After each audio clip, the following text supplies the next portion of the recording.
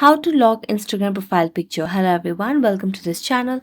I'm Emily and I'm here to help you out today. So without any delay, let's get started. So first of all, launch the Instagram application on your device and make sure that you're logged into your account.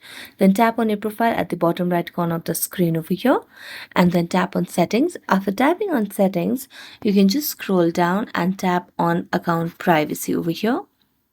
Now tap on account privacy and here you can see the option of private account or allow public photos and videos to appear in search engine results.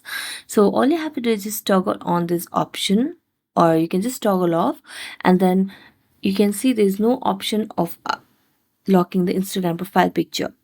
So a lot of other devices and other regions have the possibility and the feature of allowing the profile picture expansion.